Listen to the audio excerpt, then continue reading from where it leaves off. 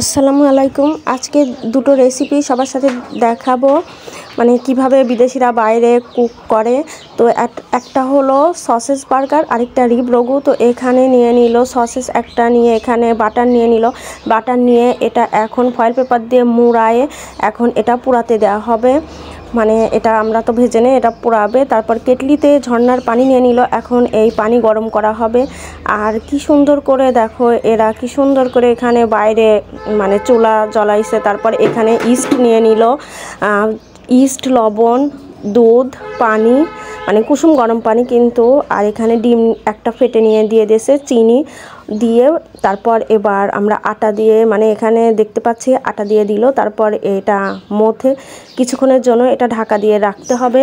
কিছুক্ষণের জন্য ঢাকা দিয়ে রাখলে ইস্ট ফুলে মানে এটা ডো হয়ে যাবে। এদিকে দেখো লেটুস পাতার পুরা গাছ সহ লেটুস পাতা মানে এড়াই নিল। এদিকে টমেটো কেটে নেওয়া হচ্ছে, আর এই টমেটো কেটে নেওয়া মানেই তারপর রেডি। আর এই সবজিটা নিয়ে নিল।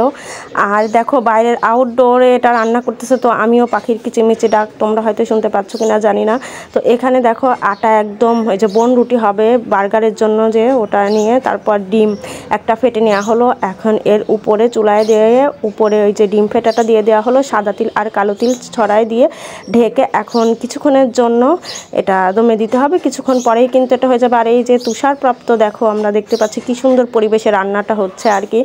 তারপর এখানে এই তো হয়ে গেছে সসেসটা। এখন পিস পিস করে স্লাইস করে কেটে নিয়ে রুটিটা আবার হয়ে গেছে, রুটির মাঝখানে কেটে নিয়ে সসেসের পিসগুলা দিয়ে দিল, লেটুস পাতা দিয়ে দিল, টমেটো, আর উপরে যে এই সবজিটা এটা বিদেশি সিম আর কি।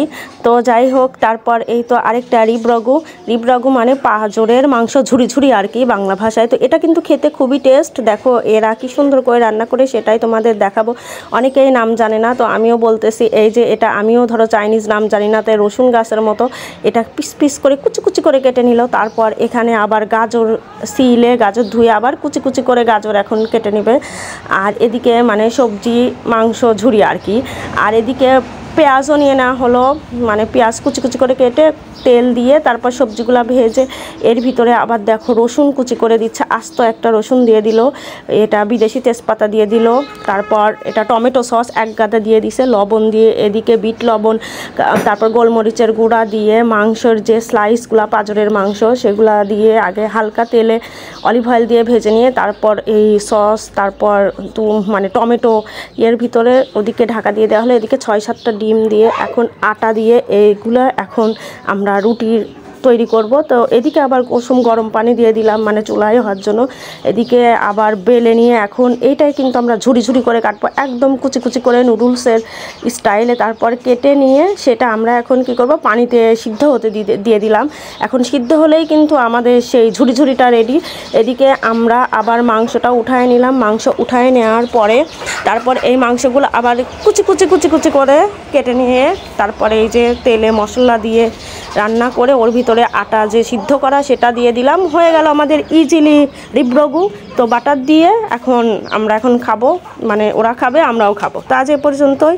আর কেমন হয়েছে সবাই জানিও। আজ এ পর্যন্ত, আল্লাহ হাফেজ।